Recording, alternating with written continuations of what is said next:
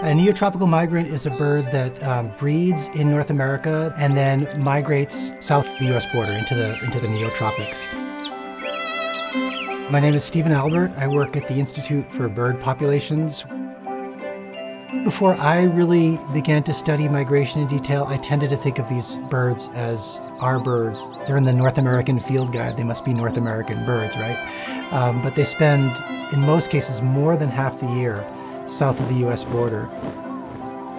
Of the nearly 800 species of birds that breed in North America, about half migrate into the Neotropics. It's a huge number. In the U.S., there's roughly 100 species of neotropical migratory bird that are either threatened, endangered, or a species of special concern. So if you observe that a migratory bird species is declining, one of the first questions you have to ask is whether it's declining due to factors on the breeding grounds in North America, the wintering grounds in the Neotropics, or somewhere in between, or a combination of those. The main reason why it's hard to figure out why some of these species are in trouble is because they're only in our backyards for, say, 3 months of the year. And the rest of the time we don't know where they're going, so we don't know what threats they're facing in those areas. In order to develop conservation strategies, we need to be able to identify how breeding and wintering populations are linked. So migratory bird conservation has to be a collaborative effort with biologists all over Latin America. Sí, sacar pájaros de la red es una de mis cosas favoritas porque se puede tener mucha información con el pajarito ya en la mano. Si es ornitólogo, sí, tiene razón. Un pájaro en mano vale más que 100 volando. Ese es el dicho. Sí. More than 220 species of birds actually migrate, mostly from North America to Costa Rica.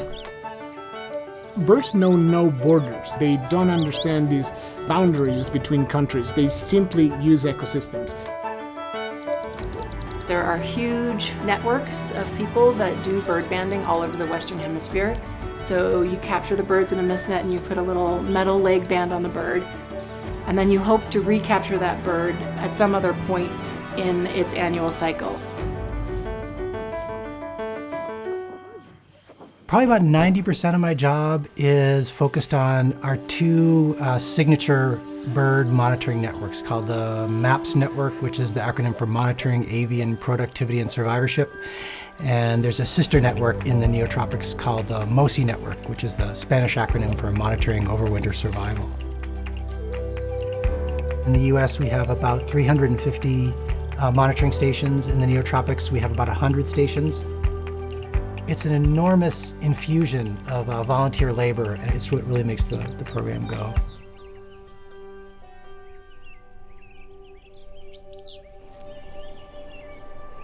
Las aves nos dan como ese soundtrack, esa canción en muchas de nuestras historias.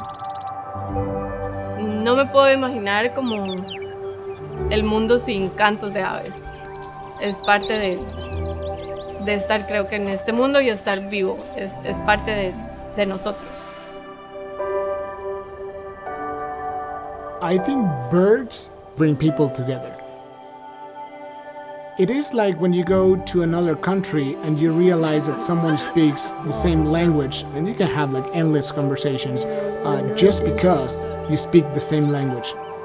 For us, it's the language of bird conservation.